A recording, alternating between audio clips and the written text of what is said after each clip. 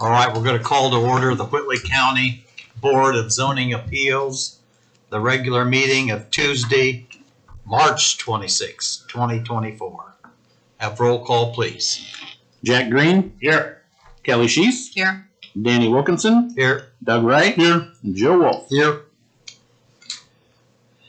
All right, board, we received a copy of the minutes of our last regular meeting, which was February 27th, 2024. Is there any additions or corrections to the minutes as they were presented to us? I need a motion to approve. I'll make a motion to approve. I'll second. It's been moved by Jack, seconded by Kelley, that we approve the minutes of our February 27th, 2024 meeting. All those in favor signify by raising your right hand. All those opposed, the minutes are approved 5-0 with all attending members voting in favor. Okay, at this time we need to administer an oath. If you're a petitioner and are going to speak, if you're a neighbor and going to speak, if you're in opposition and want to speak, in general, if you think you will speak at all for any reason, you need to stand at this time and our attorney will swear you in. Liz will swear you in. Please raise your right hand. Do you swear or affirm that any statements you make before the board tonight will be the truth? If so, state I do. I do. All right, thank you. You may be seated. I don't believe we have any old business. We'll get right into new business. Give you an idea how we run the meeting. We'll read your petition. Then the staff will give the staff report. Then we'll ask you to come to the podium, state your name and address, and what it is you'd like to do. The first petition under new business is petition 24W Variance 4. Aaron and Vanessa Schoon, owners of the subject property, are requesting approval of a Development Standards Variance to allow for encroachment into the front setback for construction of an accessory structure. The property is located at 1250 West, 200 North in Section 29 of Thorncreek Township. Staff. Thank you, Mr. Chairman. So going to the staff report here, this is on 200 North. It's actually not terribly far outside of the city's jurisdiction, but it is in the county's jurisdiction. Zoned AG agricultural. What is being proposed is to construct a 72 by 120 foot recreational building to contain a basketball court for personal use. I do have a note in there that if this were ever to become not personal, we would be looking at a rezoning or a special exception or something to account for that. But as it is, and for the expected future, it would be for personal use. It is located near the front of the property. In the written staff report, it talks about the topography as you go back farther near the house. While there is more area, it is also more rolling, and I'll show you the topography in a second. So for that reason, as well as some other reasons, it's being located near the front of the property. The property owner, the petitioner, did acquire additional property for the purpose of allowing room for this building, but the additional land, or the adjacent landowner, would only sell them the amount of land that they now own. It's already been incorporated into the property, which, when you lay everything out, does not allow for the required 40-foot front setback. It only allows for a 33-foot setback, and so that's what we're here for, is a front setback variance. So going to the aerial view here, highlighted in blue, is the very, very flag-shaped flag lot that is the property. You'll be seeing that again later in the meeting under the other item of business. But this is the contours on the property, and you can see how much there is. Come on, laser pointer out. So the natural thing would be to say, okay, put the proposed building up here somewhere, but you can see how much and how quickly it drops off every which way. Of course, you've got woods in through here and a natural swale that runs through here. However, up in this vicinity, it does have a much flatter profile. So this then is where the proposed building is going, and then they do have some parking area, and I'm assuming that's kind of a generalized layout there. Maybe not necessarily, because again, this is personal use, maybe not a specific parking area, but for a parking lot, just a parking area.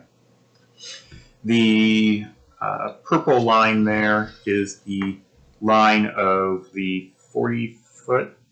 No, that's the old property line. I'm not sure that there is actually the 40-foot setback shown on there. But again, it's a proposed 33-foot from that current property line. The aerial view and the proposed layout put together here so you can see that how that all fits together. And then also for reference, this is the floor plan for the building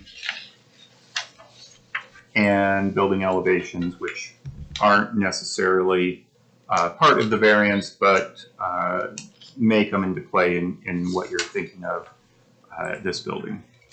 Also of note, thank you, Brent, for reminding me, there is an existing high tension power line easement that runs along the north side of the building, and the building has been placed as close to that power line easement as possible. So you have a northern bound of how far this building can go.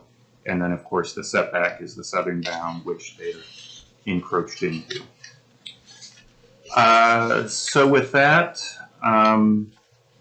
let's see here, what else do I have to say? Going into the review criteria, you do have some practical difficulties owing to the topography, the power line easement. Those are two driving factors. Of course, you could always make an argument that the building could be reduced in size, but basketball courts can only be reduced in size so much without no longer being a basketball court.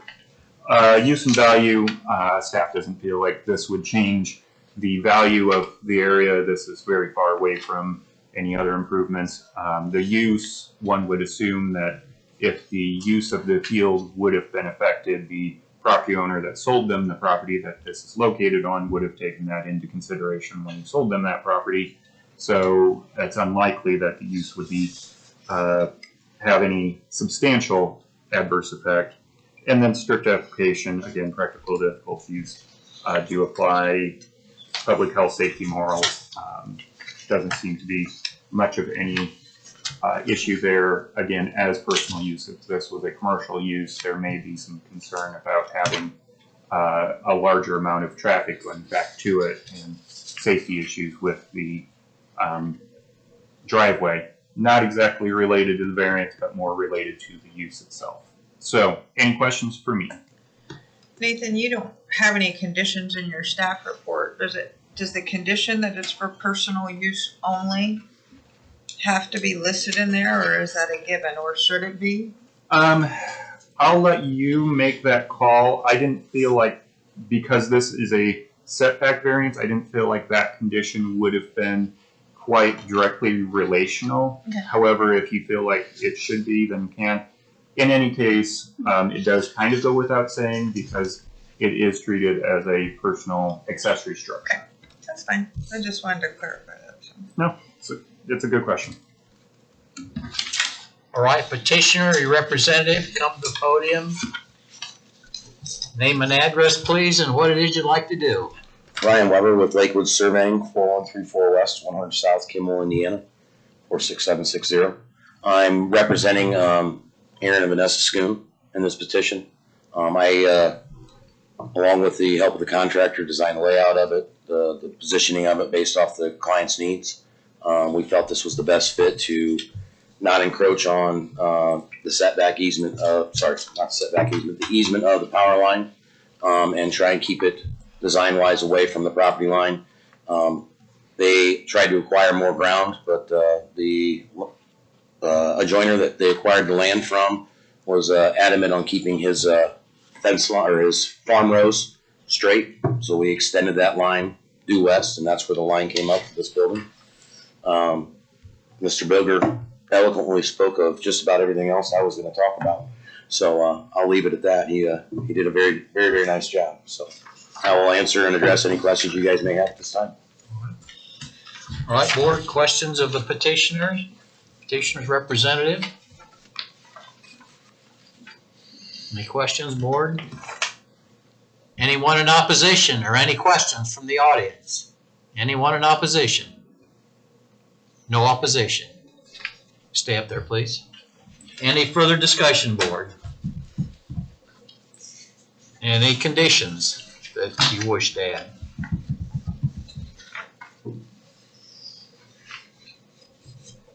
If there's no conditions you wish to add, there's none in none staff thought we needed to have, so there is no conditions. So at that time, we'll vote. All those in favor of petition 24W variance 4, filed by Aaron and Vanessa Schoon, all those in favor signify by raising your right hand. All those opposed, it's approved 5-0, with all attending members voting in favor. Thank you very much. Now you may be seated, or you may leave if you so desire.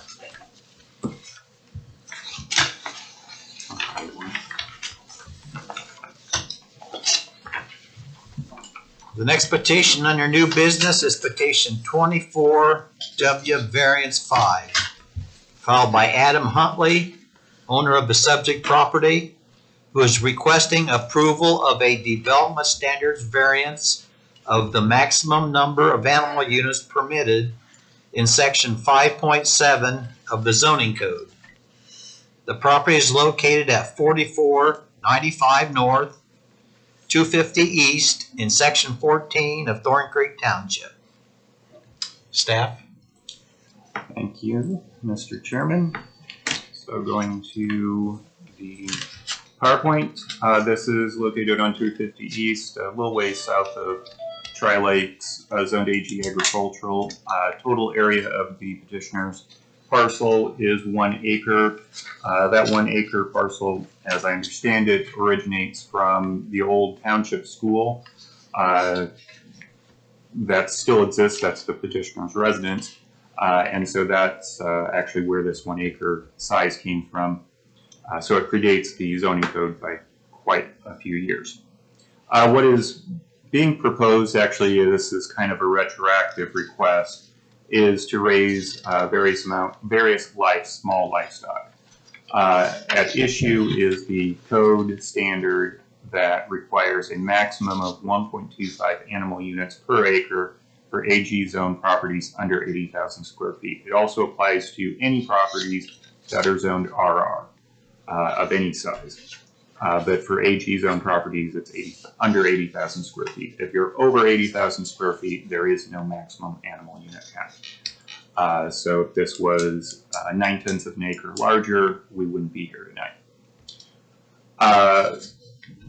The table there and in the written staff report shows you what staff had noted, and the petitioner can correct me if I got these numbers wrong, but these are pretty close to what's there, give or take. But 21 goats, we've got 10 pigs. These are relatively, I don't know, specialty breeds. So 50 to 100 pound pigs, 10 ducks, which is our understanding will be removed, and then 10 layer chickens. Again, they can correct me if I've got those numbers wrong, but based upon those numbers, the animal units per head of each one of those gives you the totals in the right-hand column for a grand total of approximately 9.42 animal units. Because this is a 1 acre property, the maximum animal units then would be 1.25. So that's what the request is to have this number of animals and therefore animal units, which is in excess of that 1.25. Going to aerial view here, outlined in blue is the subject property. You can see that there is one residence that is to the east. I think that's one residence with a driveway directly across from the petitioner's property, and one residence to the southwest. But they are both several hundred feet away from the petitioner's property. A little bit closer view, this is as of spring of 2022. So the view has changed. There has been another building built in the back for chicken coop. We have been working with the petitioner to get everything permitted, which they do now have building permits for the different structures. The health department has been working with them on cleaning up the property, and it's my understanding they're making great progress with the health department on that. So the condition of the property, well, related to animals, isn't really a zoning concern either. There may be certain things that might be back and forth contingent, but really they are largely separate issues. So this did come from the health department. They said, hey, are these structures permitted? And so we got investigating, got with the petitioner and said, let's take care of the animal units because this is a code standard. I do have on this kind of one suggested condition that's just more of just not even a suggested condition, just a suggestion. You may or may not wish to have a condition of a maximum animal unit count rather than 1.5, make it 12, make it 10 or something. I'm being very wishy-washy on this for the reason that the criteria, if this was, again, 9/10 of an acre or larger, we wouldn't be here. And so, I don't know. When in your discussions, it may become apparent that maybe there is need for a maximum, maybe not. So I'm just putting that out there. Going to the review criteria, public safety and morals doesn't seem to be affected by the number of animals, as long as the animals are kept secured and not allowed to run free. And as it's my understanding, we did talk with the adjacent landowner and they have not had any issue with livestock running free at all. So don't think that safety or morals are an issue. General welfare, of course, is always an issue if there aren't specific difficulties with this property. Finally, public health. One of the reasons that the 1.25 animal unit count maximum was implemented for smaller lots was to make sure that if you have livestock, be it goats or a cow or horse or whatever, that their manure does not necessarily affect any surrounding properties, which is the next criteria, any septic system you may have because you already have a smaller than minimum size lot for a septic system. In talking with the health department, they didn't really have any issue with or concerns about having animals for this property in conflict with the septic system. So in this case, it doesn't seem like the public health issue could be would be an issue. You could also have a health effect if you had manure in close proximity to other residences, which again, this property, the nearest residences are several hundred feet away. You have fields in between. Going to criteria number 2, use and value. Again, if this was slightly larger and to the normal passerby, this property could actually be several times the size and nobody would actually know necessarily. But if it was that size, we wouldn't be here. So it's unlikely that the use and value of the area would be affected. Use might be if manure or the animals were getting into the adjacent fields, but again, the adjacent property owner has said that that was not a concern of theirs. And then finally, practical difficulties. As I mentioned, the property size does owe to a history of ownership going back to when this was originally developed. And then finally, the big thing, one of the second big reason that we created a 1.25 animal unit maximum for AG zone parcels less than 80,000 square feet is to allow for, and for our R zone properties, is to allow for are rural subdivisions, relatively small lots, be it on sewer or sewer and water, to have some sort of animals. So in Lincoln Point, there was a discussion, this is going on 5 years ago, but there was a discussion about potentially allowing for chickens or something like that, but not too many. So a goat or a potbelly pig or something, a 4-H animal, something like that. And so that's why they were allowed in AG with those smaller lots, and then RR is also mostly smaller lots. So this, though, is a property, while it is a small parcel, isn't a densely developed area either. So this is in the middle of a very large field. So that does feel like this has a difference and a practical difficulty owing to that that issue. And again, it's not self-imposed owing to because of the length of time that this has been 1 acre. So I have stumbled over that long enough. Any questions for me? So, remind me again how much more acreage he would have needed to have to not be before us. You said 0.9 or 0.09? No, 9/10. It would actually be 0.837 if you want to be exact, but I rounded that up to 9/10. 0.837 what? Square feet or what? Acres. So Nathan, you have, by staff's notation, the estimated animal units here.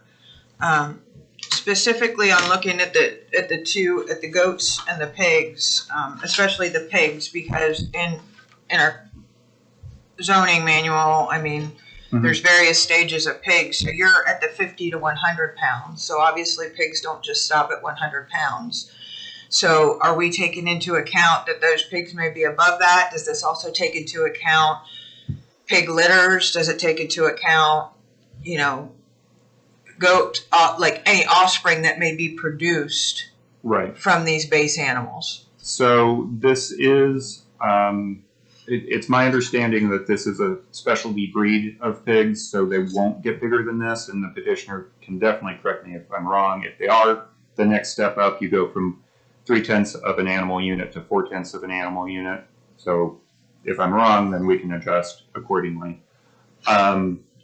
But no, this is the current status, and piglets and so on were not included in this. So that could be a few additional as well.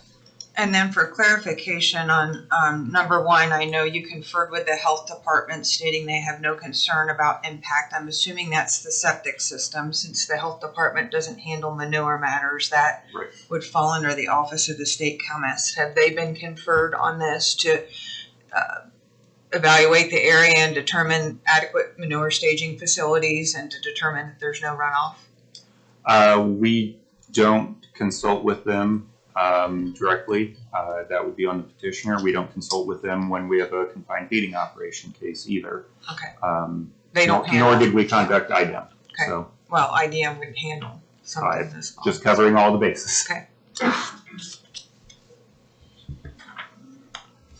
All right, petitioner, your representative.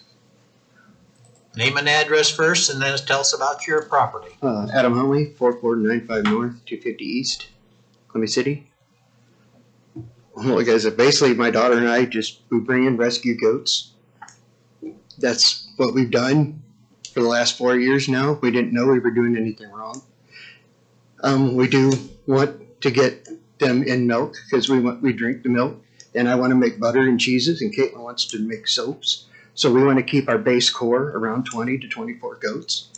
And the plan is to have half of them in milk and half of them resting, and then alternating year after year. My daughter's been raising the chickens and rabbits since she was 5 years old. We've never had an issue. Scott, the health department, had come out and inspected the property. They brought the vet techs out. All the animals were in good health, good condition. They were fine with that. We got 2 adult coonies, and somebody gave us 5 of the piglets to take care of for them. That they will not be staying. The piglets will be leaving when the first swap meets start coming around. But we keep the 2 cooney piglets around because the goats do waste so much hay, and then the coonies eat that hay, so we have almost no waste that way. And it works out.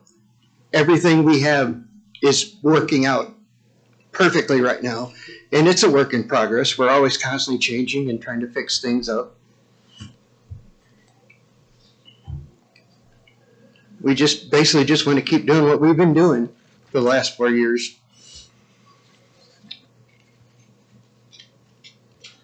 Okay, board, any questions of the petitioner?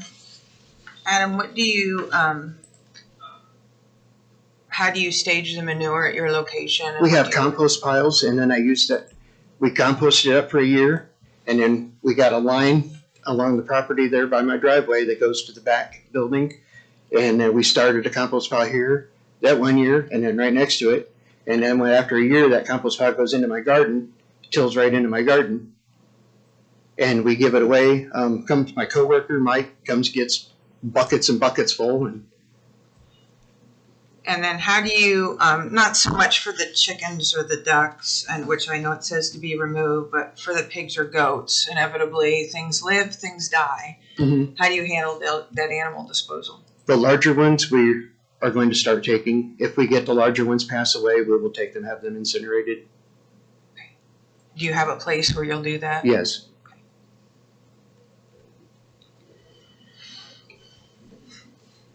And do you have a premise ID with the Board of Animal Yes, Health? we do. Okay.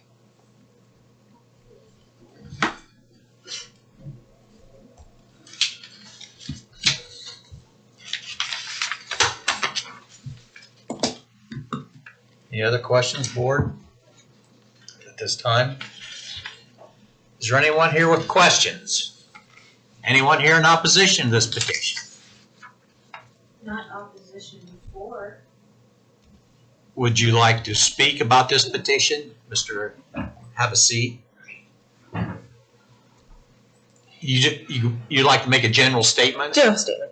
Your name and address, please. Jennifer Esterline, 8324 West State Road 14, South Whitley, 46787.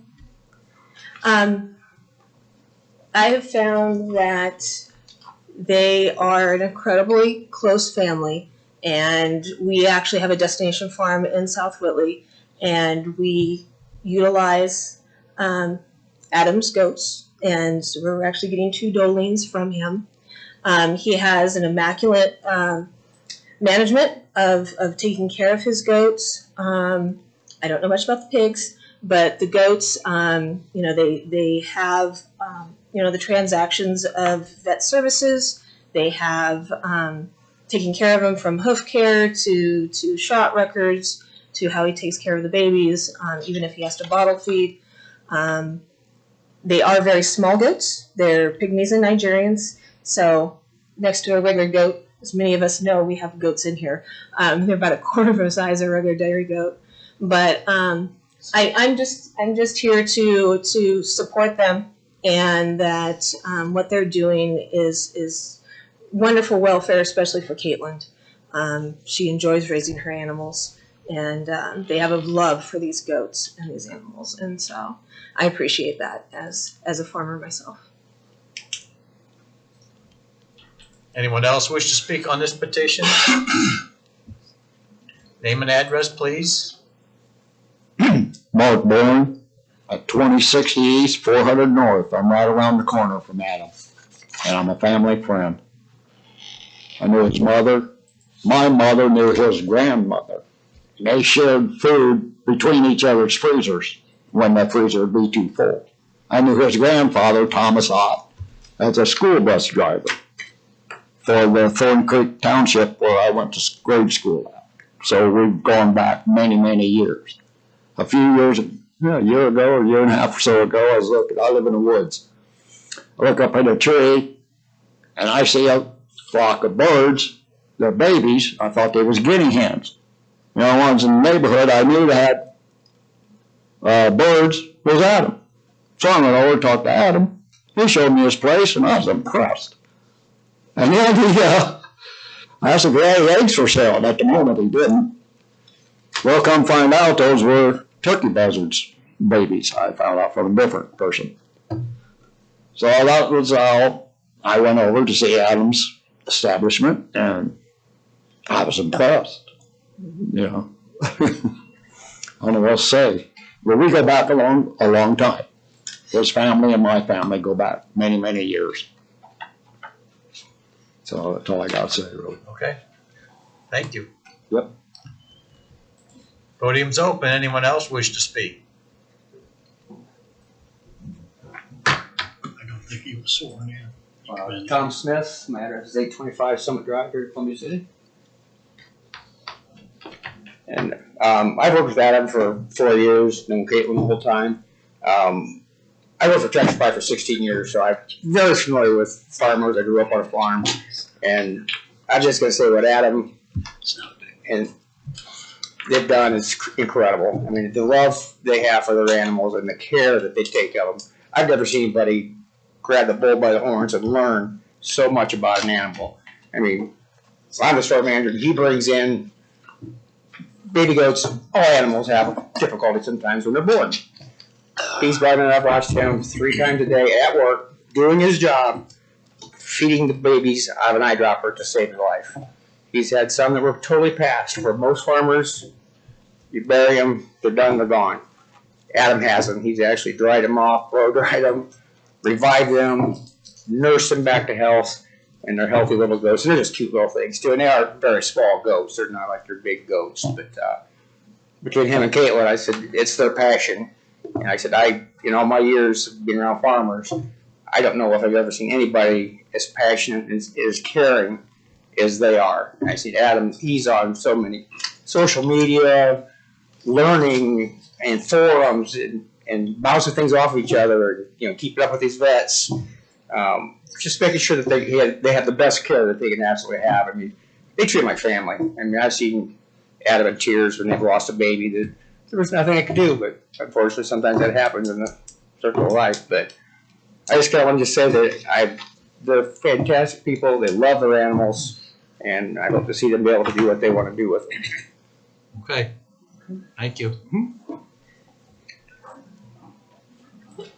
Anyone else wish to speak? Can I comment to my fellow board members?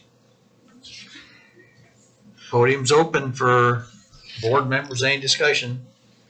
So I don't think the immaculate care of the animals is in question whatsoever, or character.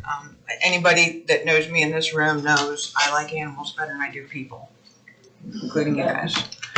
And I work with them every day. But I was also involved in this process several years ago when we had the discussion over animal units. And right now we are looking at what the code says. And that code was developed for a reason. It was put in place with considerable time and effort and thought so that people would abide by it. And if we start making exceptions to this point, if we do it once, then we set a precedent down the road. I know how difficult it is to procure additional land to follow your passion. Trust me. We are currently looking for more property. But, and I know and if you can, you have to have a very deep pocket typically to do it. But the code is set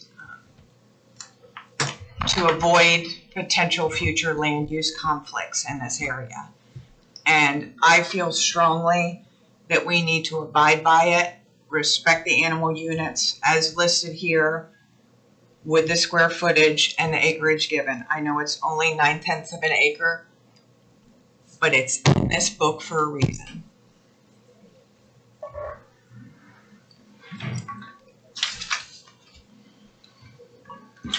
Again, I'm pretty good with numbers, but I'm confused about this, how many acres he would have needed to have. Did you draw like a little line? How many more acres that he needs to have to be in compliance? To meet the 80,000 square feet, he would need, So how many acres, he's got 1 acre. How many square feet has he got in 1 acre? 43,560. 1 acre is 43,000, okay. Yep, so he needs slightly less than 40,000 more. So he needs about 2 acres, a little less than 2 A acres. little less than 2 acres. Okay. Now. Okay. So he needs basically double his size, double his acres. Almost, but not quite. Almost. Yeah. I guess I'd like to say that I agree with what Kelley had to say, but that's why we're here, because we have the opportunity to make a variance. We do it all the time in other areas, maybe not in this one. As far as I'm concerned, I'm in support of it. Well, what I'm hearing is neighbors and friends not having a problem with it. And again, Doug, I agree with you that we're here to look at an exception or an invariance.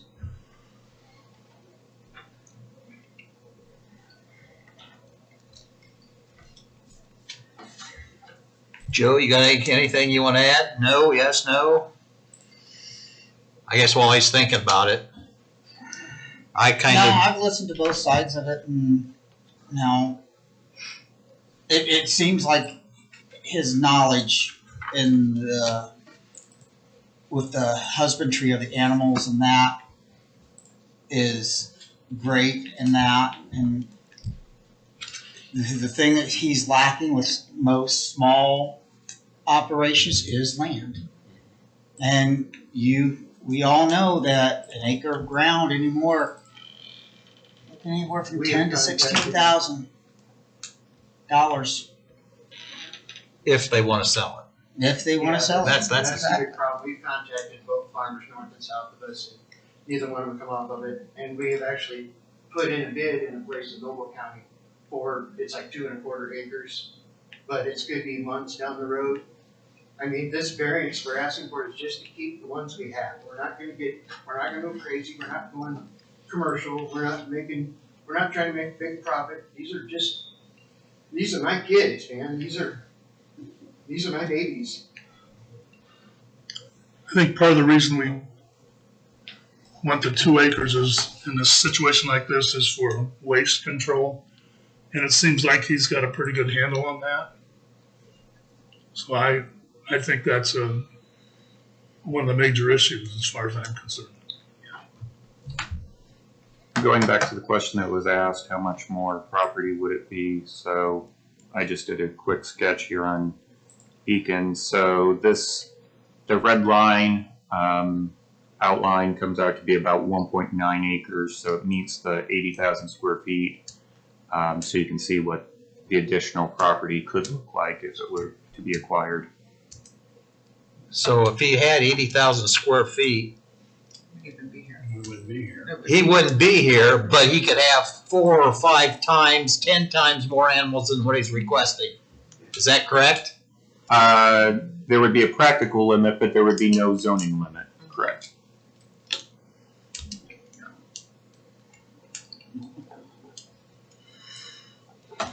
Well, if we wouldn't need a zoning board if we went strictly by the rules. And that would be great with me. You got my What would vote. you do with all your free time? It's not that, it's the public. And I've said for a long time, if you can get along with your neighbors, take care of your neighbors, you can do anything you want. I'm not going to say the next sentence because that'll get me in trouble. You can do anything you want. So, in this situation, it seemed like all the neighbors are happy. He's kept the animals on his property. And I understand where Kelley's coming from. So I'm on both sides. May I ask a quick question? And this is sort of off track because we're dealing basically with small animals, but looked at as farm animals. Now, say if this were dogs, and that if it was a kennel type operation, would there be a limit on that in this amount of space? So kennels would be a special exception, so you would see them. And typically, when you've reviewed kennels before, you have not limited the number of animals. You have limited perhaps the building size or something like that, so kind of a roundabout way. But I don't think we've ever actually limited the number of dogs being kept for a kennel. We have for grooming businesses, but not for kennels.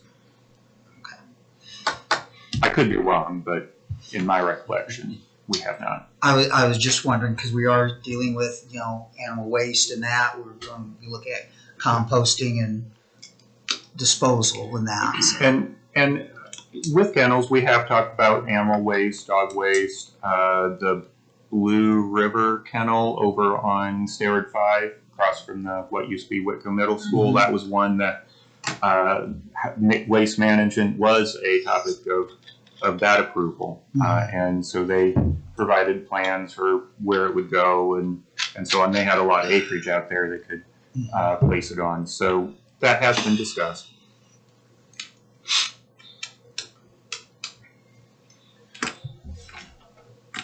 Any further discussion? I've just got one more thing to say. If you want to make a condition, I suggest no more than 10 animal units on this property, which is close to what they got. And another thing you might want to say, all large animals other than chickens must remain on the property. They can't go gallivanting around. Chickens, I think it's hard to control. That's just a suggestion. Any more discussion? Anyone want to add condition?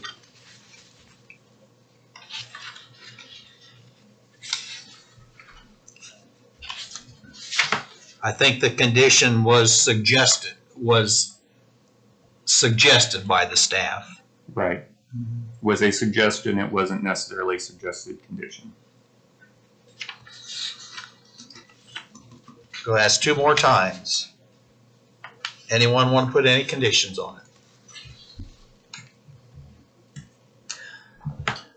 I'll ask one more time. I would make the condition of having 10 animal units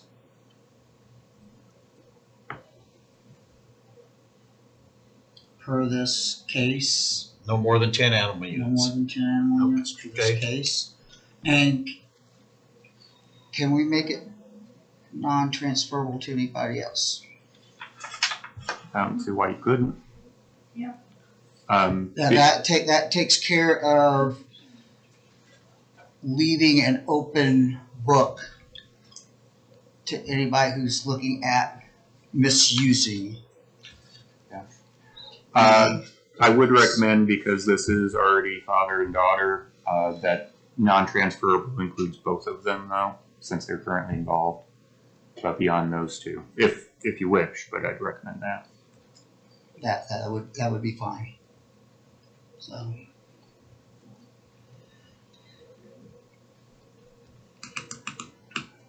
So non-transferable other than the father and the daughter. Ownership. We've got a motion with a condition. Second. Okay. Moved by Joe, seconded by Doug, that we approve petition 24W Variance 5 filed by Adam Huntley with the following conditions. There be no more than 10 animal units on this property. That's the first one. And the second one, the petition is non-transferable other than to the father. Non-transferable, only the father and the daughter can keep this property. Any discussion? Petitioners, you understand what we just done? Any further discussion? All those in favor signify by raising your right hand. All those opposed? It's approved by a vote of 4-1. It's approved with Kelley Sheiss in opposition. Okay.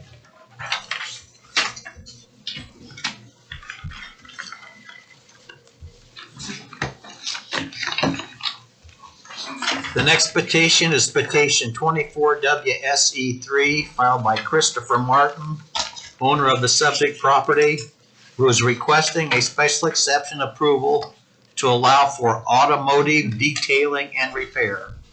The property is located at 715 North, 300 West in Section 6 of Thorncreek Township.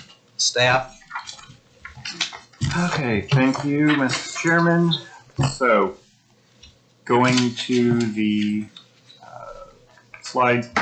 This is 715 North, 300 West. You might remember this property from early last year when they were here as a home occupation for basically the same use. At that point, it was small enough to be considered as a traffic generating home occupation for an auto detailing business that was located or is located currently in an existing detached building. Business has been good, the petitioner has said, and so they would like to expand. Because expanding does exceed what can be allowed under a home occupation, that puts them into a different classification. We have treated auto repair uses, which is a special exception under AG, to include auto detailing before, and then anything kind of dealing in that realm. So we treated that as special except. We're treating this as a special exception as well. So this is, so yes, that's why it's being brought to you. What is being proposed? The staff report said 30 by 60. The petitioner corrected us. That was an early plan, but so the staff report was based on that. He had actually submitted 40 by 64 foot full building for the expanded business. Again, like before, some of larger vehicles would still need to be serviced outside. However, the larger building, I believe, would have greater capacity. As proposed, most of the business details that were from last year would remain the same. One that would be changing is that he does want to state up front that potentially up to 5 additional employees besides himself could be employed as part of this at some point in the future.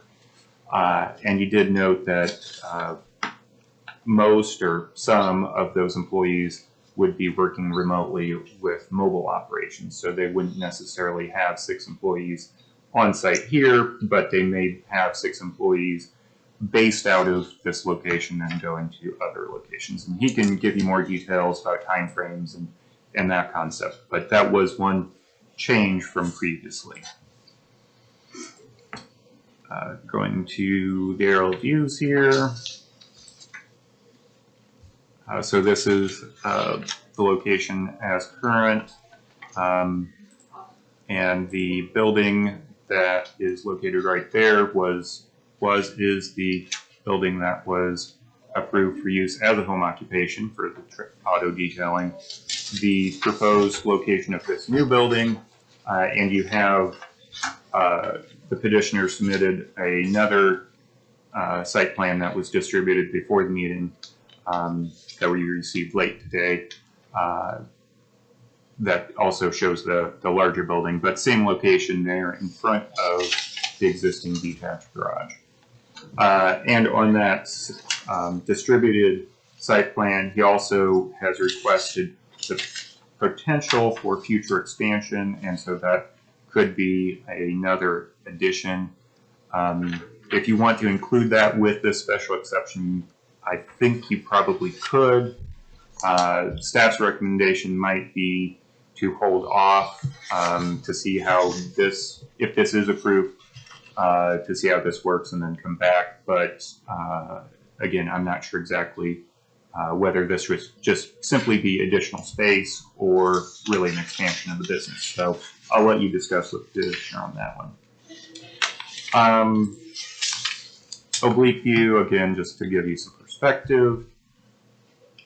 And then finally, the suggested conditions. These are basically the same as from last year.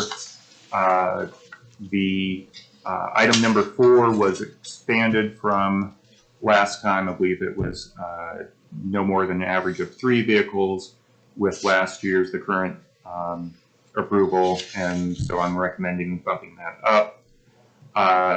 The location of any vehicles that are parked outside was also changed to reflect the new building location, so it would be either parked in the building or behind the building, so west of the building, again to keep the number of vehicles visible from the public road to a minimum.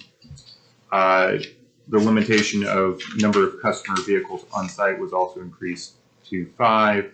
Number 7, because home occupations include an inherent limit of no more than 1 non-resident employee, that condition, number 7, wasn't necessary under the home occupation approval. However, if you want to limit the number of employees as part of this approval, that would need to be a condition, and I would recommend having some sort of limitation there. That number, again, I leave up to you. And then 8 and 9 are pretty standard conditions as well. So I think that pretty much covers everything. This does seem to be, at least right now, kind of a natural progression. And as always, the question is, at what point does a business that might be compatible with a residential area or agricultural area, at what point does it actually become kind of its own business and needs to be in a business zoning? So that's kind of the upper limit that I recommend you give some thought to. So any questions for me? Yeah, I'm confused. What is he changing from? I was thinking of something else. What is he changing from this petition to his previous petition? Size. Size with adding a building or what? With units or what? Adding a building, adding number of vehicles, and the potential of additional employees. So he's adding the 40 by 64 building, adding potentially 1 more non-resident employee, or 5? Up to 5. Yeah.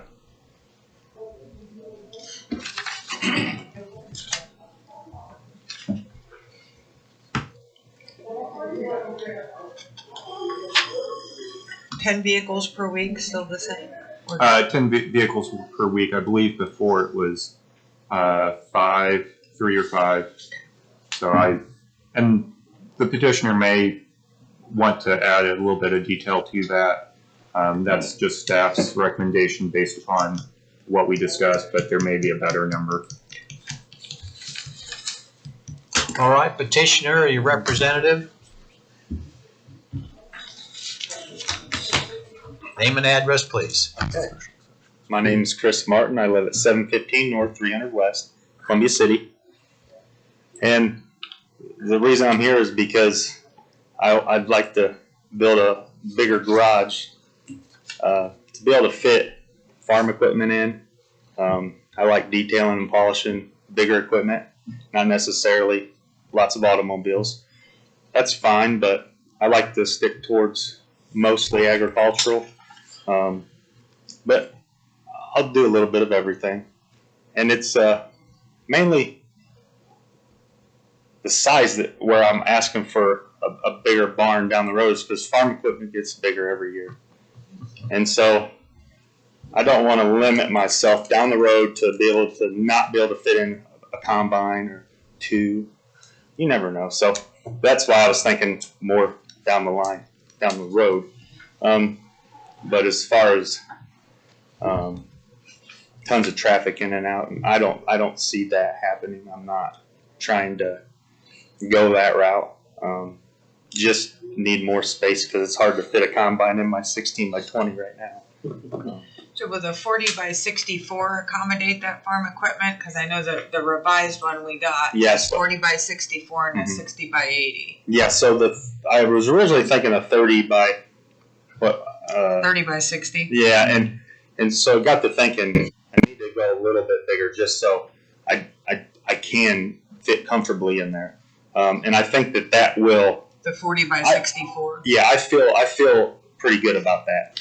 And I don't know how this is gonna take off or anything like that. I'm fine with the 40 by 64. I just wanted to, down the road, if I need a little bit more space, I thought it'd be great to think ahead right now and bring it up now, even though I enjoy coming before you. We need job security. But yeah, that, if you have any questions. I do have a question. Yeah. When I read through here, you talk about detailing, but what I think I'm hearing is you also do mechanical type work. Okay. On combines and stuff, question. or you do strictly detailing Yeah, combines? So there's not going to be any wrenching out there. Okay. It's going to be polishing paint, ceramic coating, taking care of the interior. Okay. Those sorts of things. Okay. Yeah, that clarifies that for me. Thank you. Do we need to clarify in the conditions that it would be 10 vehicles or implements or pieces of equipment per week, or is that, does the vehicle kind of, I think, does a combine count as a vehicle? It costs as much as my house, but it's. yeah, I would say for the purposes for which we would be looking at it, vehicle would probably be any sort of mobile thing, so recreational vehicle, tractor, combine, whatever. If you want to make that maybe more encompassing. It's fine. I just wanted to make sure it was to cover his specifications. So, and you think up to 5 employees? I don't have a clue. I don't see it being more than that, but I just wanted to. And it's not give you enough buffer room. Yeah, and I feel like it's not. They're not always going to be there. If I do have that many, they'll be out on other farms. They'll be able to go to other farms and do it in their shops, because there's some really nice shops out there that they could do it in, and they wouldn't. A lot of the tractors wouldn't have to come to me necessarily. So, with that being said, 5. I wouldn't even see 5 employees being year round, because it does slow down in the winter, of course. But then that's where some of the guys might be able to go out to other farms and work. So I was just trying to, again, think ahead and just cover myself, because I want to do it right. I mean, I don't want to, do anything that wouldn't be acceptable. So are you detailing automobiles and trucks too, or you just stick? I do. And you'll detail anything then, basically. Yeah, even airplanes, aviation, Marines. Really? So, yeah. I'm good for that one. He's good. Somebody perked up. Yeah. So he needed another vote. I Got his vote.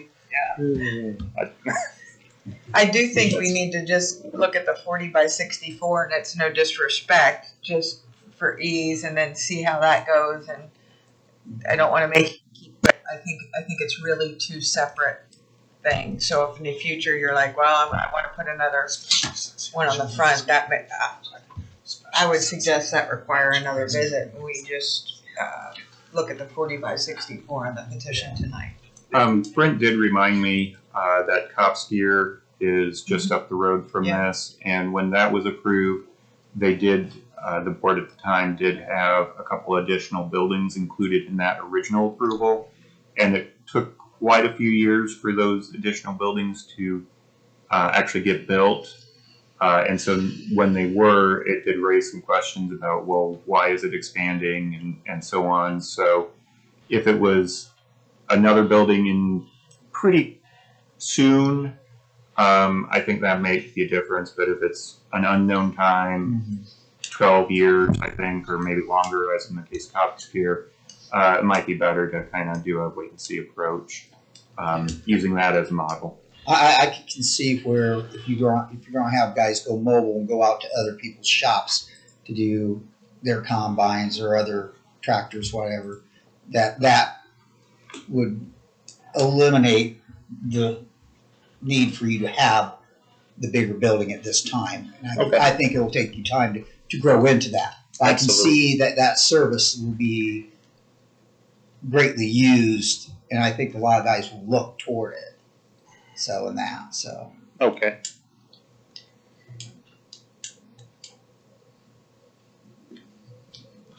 So you're set on a 40 by 64 building, or you're not even set on what Oh, side it's you're doing? already ordered. I was gonna do it whether you said yes or no. But He's got an airplane coming. this is the thing, Danny. No, I was getting to it. You sure you don't want a 60 by 80 building to that Danny, tonight? I'm doing what I can afford right now. And that's, Okay. Unfortunately, That's fine. I'm building it myself because that 30 by 60 right there I was gonna have somebody build that, and I could build a 40 by 64 cheaper myself than I could. Yeah, you can somebody do a to lot build. of stuff cheaper yourself. You got time to do it. Yeah, so unfortunately, Okay. that's what I'm stuck You're good with. with 40 by 60. I'm gonna have to be. Okay, Yeah. that's all I asked. 'Cause I understand. a lot of times I say, I wish I would have built it bigger. Everybody's told me that. You better go bigger than what you want. And Good. Yeah. Then you're doing that. He can travel. Yeah. Okay. So, but thank you for asking. Okay. Any further questions? Okay, we need a motion with conditions. I'll make a motion that we approve 24 WSE3 for Chris Martin with the staff recommendations and conditions. Of a 40 by 60 building, correct? Yeah. 40 by 64. Yeah. 40 by 64 Yeah. building And up to 5 employees. and up to 5 employees? Yes. Okay. Who seconded that? Pardon? Doug. Doug. Thank you. So you, staff, you want the conditions read, or you're good with them without reading the conditions on here? The only modification from what staff gave was the number of non-resident employees, so we got that. Okay. Moved by Jack, second by Doug, that we approve petition 24 WSE3 filed by Christopher Martin with the 9 updated suggested conditions from the staff. Any further discussion? All those in favor signify, raise your right hand. All those opposed, it's approved 5-0. Thank you, Go to Danny. work. Thank you. Thank you. Thank you, sir. I'll reach out to you tomorrow. Okay, all right, thanks, Chris. Keep those kids out of trouble. Seems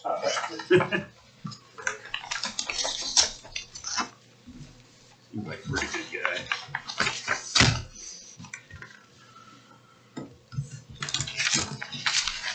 The next petition is petition 24 WSE4, followed by Earl Heron, resident of the subject property, who is requesting special exception approval for a traffic generating home occupation to operate a barber shop. The property is located at 1746 South, 350 West, in Section 18 of Columbia Township. Staff? Thank you again, Mr. Chairman. So, this is a property that's located on 2 acres on South 350 West. What is being requested is special exception for traffic generating home occupation in the form of a barber shop. If you looked up this address as we did, it did come up with a previous yoga studio that was located here, but it's our understanding that this is, that studio is no longer in business and this would be effectively replacing it. So we're here to consider the barbershop use. It is to be located in the existing outbuilding, sized approximately 120 square feet, which is roughly 5% of the living space in the dwelling. The petitioner submitted that there would be an expected 10 to 15 clients per week with business hours of 8 a.m. to 6 p.m. Monday through Saturday. And of course, I think there may be some variability in that. Overall view, as we've seen earlier tonight, this is a similar case where we have some homes, but not tremendously densely populated area. Closer view, the building in question is the large building here, existing outbuilding. And in your packets, but I didn't put it on the screen, the floor plan would be for the barber shop to be in basically the southeast corner of the building. Again, totaling approximately 120 square feet. So, don't have a lot to say. We've considered similar hair salons before, so barber shop's not terribly much different than similar uses we've seen before, again, as home occupations. So these conditions reflect what we've seen before by and large. 1 and 2 and 3 are restatements and pretty standard conditions. 4 is as well. Number 5, number of clients not to exceed an average of 70 per month. That 70 is a calculation based upon the total number per week, and then I think there's a bit of a fudge factor in there as well. Being an average, that might be a little on the high side, but again, I'll let you kind of feel out exactly whether that's appropriate or not. Being a use that could use water, the health department has requested that the septic system be evaluated, and then I would recommend that there be a condition that any recommendations from the health department need be implemented, and then a limitation on the hours of operation.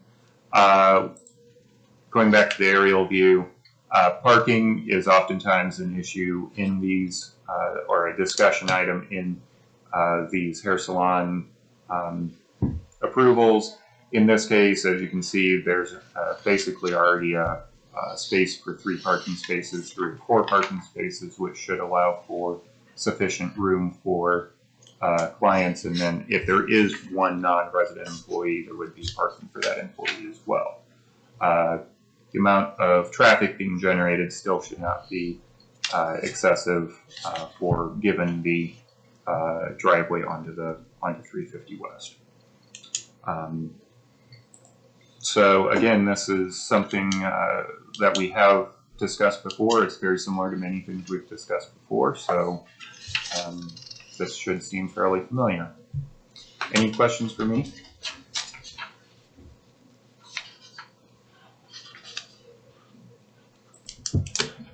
My packet doesn't have number 7. Am I the only one, or did you add that? Mine doesn't have it either. Oh, thank you. I did add that. So I was trying to find hours of operation and all that. Okay. Yeah, that was omitted from the written staff report. Thank you for pointing that out. All right, petitioner, your representative, come to the podium, please. Name and address, please.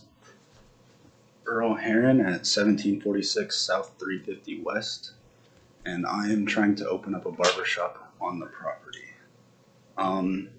I graduated school in about 2 months ago. Me and my dad just built this little studio in our barn because there's nowhere else in Columbia City for me to go, so we just decided to start from scratch. I think we have a lot of potential for growth. I don't think 70 a month per se would be a good number to average that out per month. I think we can get on average 60 a week, to the point where that would be making it a lot more per month. I know on there it talks about the health department with the sewage or septic, excuse me, but that isn't a problem. I don't tend to use any water or anything like that on my clients, just besides from filling up a spray bottle. Those hours of operation are wrong. It's Tuesday through Saturday, 8 a.m. to 6 p.m. I don't know if that makes a difference. You said Tuesday? Tuesday through Saturday, 8 a.m. to 6.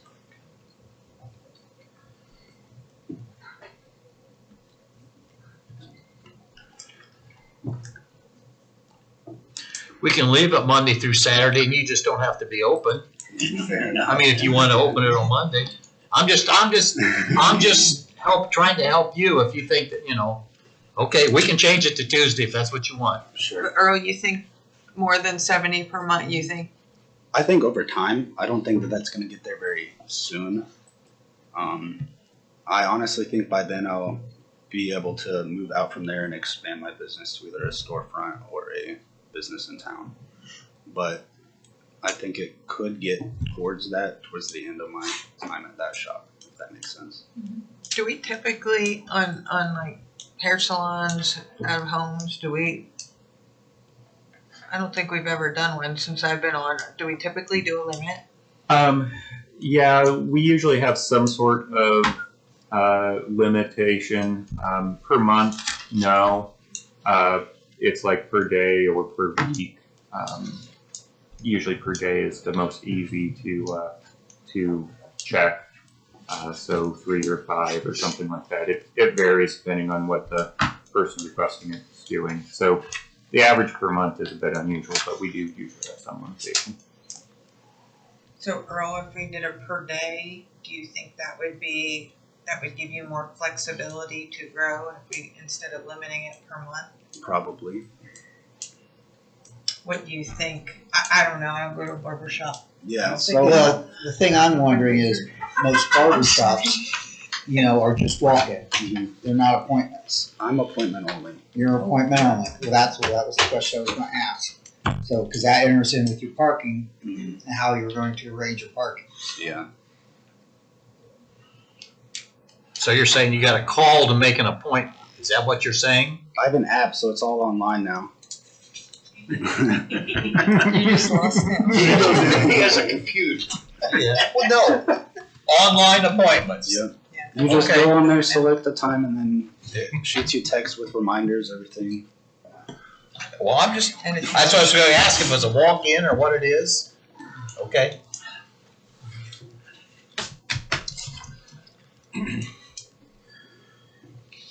And this is going to be a full-time job. Is that basically what you're trying? Okay, you're going to be there full-time or whenever you got an appointment. 10 per day.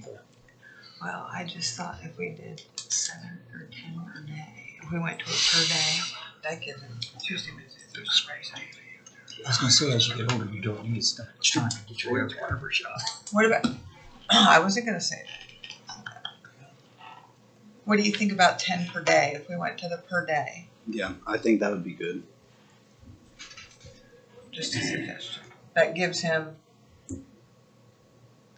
50 a week. So that takes him up to potentially 200 at that location. If he's getting 200 people in there at the barber shop at that location, he'll be rolling in the dough. He'll have a storefront in town in no time. To build one. Yeah. It's too expensive. What's too expensive? Storefronts. Huh? Any storefronts, any buildings right Oh, now. the building's too expensive. Yeah. Just have Chris Martin build you one. He'll have experience.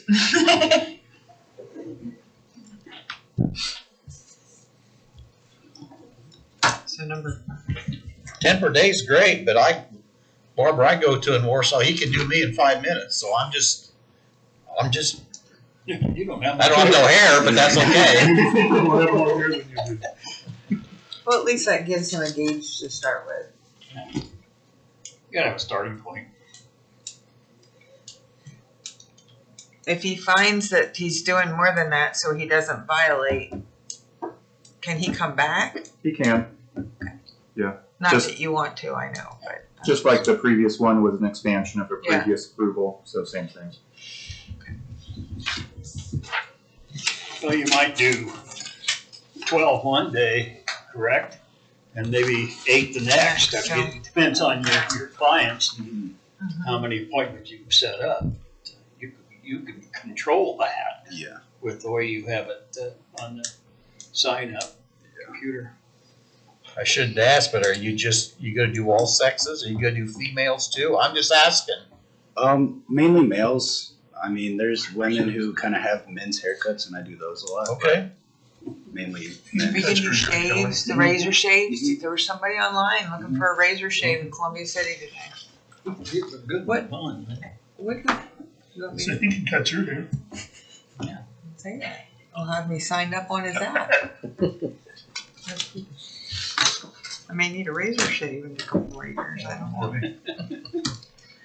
All right. Do you need a motion? Anyone here in opposition to this petition? Anyone in opposition? Anyone with questions? No opposition. I think you might be able to go to work. Yep.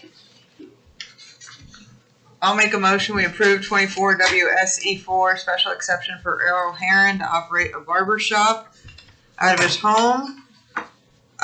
With the suggested conditions listed, noting the revisions, number 5, the number of clients on site will not exceed an average of 10 per day. And the addition of number 7, hours of operation will be limited to 8 a.m. to 6 p.m. Tuesday through Saturday. Second.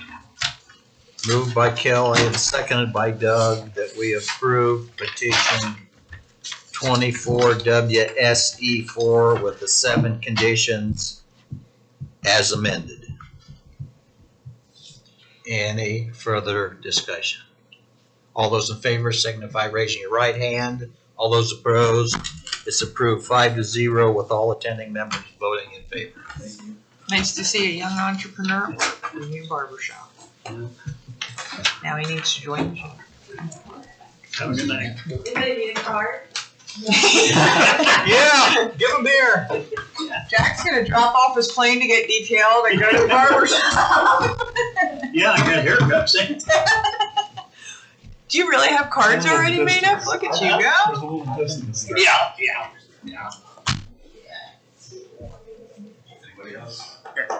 Thank you. It's online, so there's a telephone number. Is that what? That's not what you. You can call me. If you go to your camera roll, You can scan that. Oh, scan it. Okay. Do you have one of those? You got a camera? Yeah, I got a camera, You but don't, you don't have a smartphone, do you? no, I'm not smart. You'll probably buy one of those electric cars, though, an EV car, won't you? The electric heat. Ain't touching one of those things. You gotta buy an electric plane when you're up in the air. You run out of electricity. Yeah. That is neat to see. Oh, we're not done yet, are we? You're not done yet. Oh, we'll delay the code interpretation until next meeting. If you want, but I promised people that we would talk about it, so I would Okay. rather you not. All right, it's up to you. 2 minutes, Okay. go. So, Kelly's the timer. 12 minutes, you said? I think she said 2. 2. Yeah. And it started. 12 minutes. Okay, so in section 3.2 AG District Standards, we have a standard that states the maximum lot depth is 3 times the lot width. AG is the only district that has this standard. None of the other districts have it. Best as I can tell, that's never really been strictly enforced. I think we've discussed it maybe once or twice. But the purpose and intent is really in question. I can't figure out how it can be effectively applied with any consistency, or what the actual intent was. It seems like when you, in other communities, other codes, when you have a lot depth versus width restriction, the idea is to prevent narrow and really long, skinny lots, or flag lots. And I think maybe restricting flag lots was what we were going for, but we, as you'll see in a second, we don't measure them the same way. If it's fully implemented or fully enforced as written, for a newly created parcel that's on well and septic, which is a required minimum of 225 feet wide, that lot width means that the minimum depth is 356 feet to meet the 80,000 square feet minimum area. And then when you apply the maximum depth, you get a maximum depth of 670 feet, 75 feet, which is not quite 3.5 acres. We have quite a few examples of lots that are 225 or slightly wider that are much deeper than 675 or other configurations. So again, the idea of I can't figure out how it's been enforced, if it's been enforced, and how to consistently enforce it. So this is where we're why I'm bringing it to you for interpretation and guidance. This is what you're here for. One of the reasons why you're here. So I do have one. I did not include the question that is being asked in case it yields a variance. I didn't want to give you the actual example. So I've got several examples of other cases. One is the case from the first case tonight. It's a flag lot. So the way we have measured it before is the body of the lot. So the area where the bulk of the lot is 650 feet deep by 1320 feet wide. So you actually have a ratio that is less than 1 because the depth is smaller than the width. However, if you treat the entire flag lot as depth versus width, you've got 50 feet of width at the front by half mile deep, or 1320 wide by a half mile deep. So it's be width basically 1 to 2. So if you took 1320 by 2640, you would be compliant. But if you took 50 by 2640, it would not be, and it would be extremely out of compliance. Again, we typically have looked at 650 by 1320 on the rare instance anybody actually has brought this up. So that's flag lot situation. That's kind of maybe what the intent was.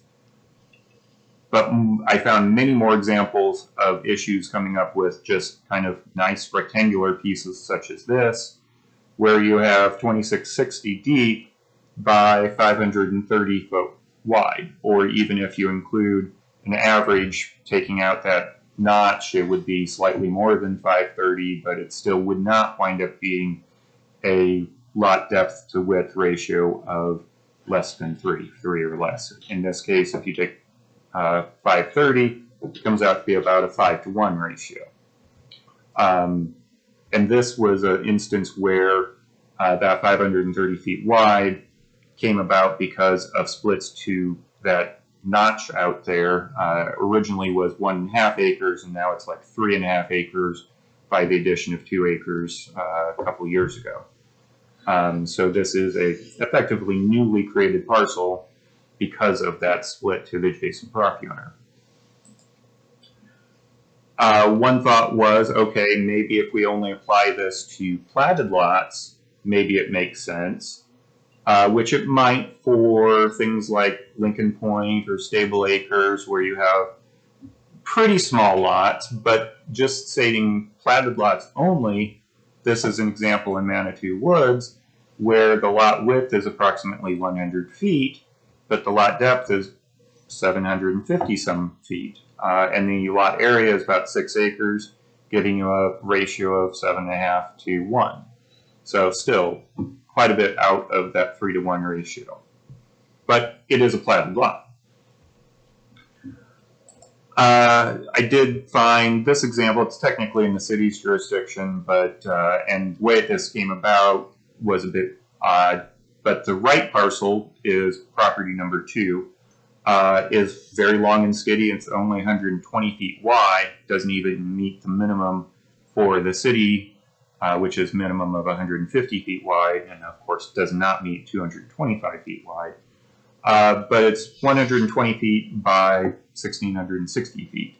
So its lot depth to width ratio is 13.8 to 1.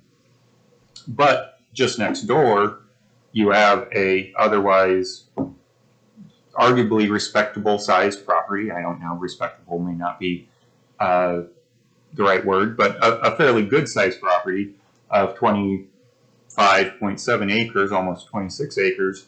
But it too does not meet that 3-to-1 ratio because it's 390 feet wide by that 1,660 feet deep. So again, I'm not sure how to apply that standard, or in what cases, what intents. I am looking for you to give me some guidance. Maybe there might be some way to do some averaging that I'm not thinking of.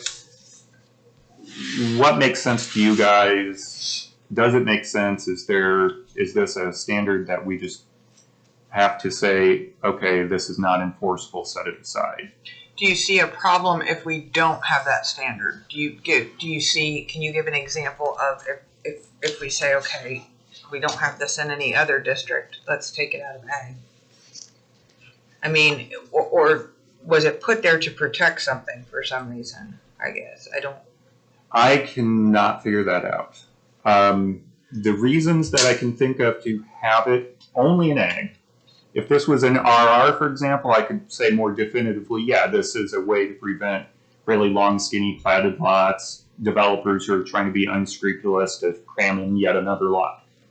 But this is only in ag, not in RR, so that doesn't quite seem to make sense. I'm thinking it was either as an attempt to prevent flag lots or to limit flag lots. But again, it's never been enforced that way. Or it may have been an attempt to prevent excess agricultural land from being developed. That's kind of a far-fetched idea, but the idea of, okay, rather than having a really deep lot that takes up all of this tillable acreage in the back, no, we're going to limit you to a more compact size. That kind of makes sense, and I could see that being in furtherance of what we've talked with the comp plan and so on, but the applicability of it, I don't really see, and I think we would be seeing a lot of variances come forth with it. So I don't know. I don't think there would be any real drawback to not having it. But I also don't know what the intent was. It always seems like there's one place you can't ever get to if you're farming it. I know years and years ago, they had where most farms had some sort of wood lot on it. So, and usually they were stuck back in a corner somewhere. And usually it was a wet spot or, hilly or whatever. And I'm wondering if that might have been an attempt in saying, no, you can't do that there because, and like you said, to create a flag lot. But so many people are looking at building in wooded areas now than what they were used to. So. can you do like a little more research and give us some time to think about? I mean, we don't have to make a decision tonight on it, do we? I'm thinking what happens tonight if you say the code stands as, well, effectively the code will stand as written, and the person who wants to split their land will be seeking variance. So it'll be before you as an actual petition. So I can do research as part of that too. Give me some guidance what you might be looking for research, because I don't know. I just don't. I'm hesitant to just take something out because obviously it was there for a reason. So Agreed. if what they have to do to split the lot is come before us for a variance, then that's what has to be done. Yeah, and I would worry that we would be kind of, I mean, quote unquote, setting a precedent of seeking variances when we haven't really pushed them before, but it doesn't mean that we shouldn't have. So I'm okay with that if that's the way you want to handle it, and I'm kind of thinking. I don't think it makes sense at all. I understand the 50 foot and I understand the 225, but who cares how deep it is? I don't understand what you need to limit that for. The only thing that we had discussed at one point was if it is an AG and it's serviced by sewer, your width is reduced from 225 down to 100 feet. And not having it 100 feet by 700 feet on a sewer served property, because the width isn't as wide as what something else was. on a regular property. But And that, in the case that could become a variance, the sewer issue also comes into play because it is on sewer, so they're not close to the 100-foot width. They're not proposing no 100-foot width by any means. But it's still, it's wider than minimum width, but still the depth would wind up being, just because the parent tract is that deep, they want to go as deep as that. What's the concern with the sewage if it's on its utilities? It allows a narrower lot width, which means that if you have a set depth, then it just further extends that ratio, increases that ratio. We haven't really found a good reason for it, of what it limits. Yeah. Can you tell when that was adopted? Yeah, that's what I wondered, if there's some kind of minutes or something. We'll do that research. It dates from at least when the current zoning code was adopted in 2006. I don't know. I haven't done the research to figure out whether it was before 2006 as well. So that I will look into. I've used the 12 minutes. Thank you, Kelley. So what we'll do is I'll do some more research. We'll give the guidance if they want to proceed forward with the split that yes, they should seek a variance. So it'll come to you guys. We'll have some more research, and then you can use the variance to further explore these options and the intents and applicability to the specific case. So I think that's a fair way of handling it. When you do your research, if you can't figure it out any other way, you might go, if you find out where it's at, you can find out who was on board with passing it. Maybe if they're still alive, you can talk to them. Yeah. Yeah, we'll look into it. And especially if it's predating the current zoning code, then that'll give me some more idea of, okay, this may have been a legacy thing that was not really reviewed when they translated it to the new code. If it appeared, then we do have some records from when the new code was adopted. So I'm optimistic that we might find something, but realistically, I'm thinking I won't find much detail. So, well, thank you for that.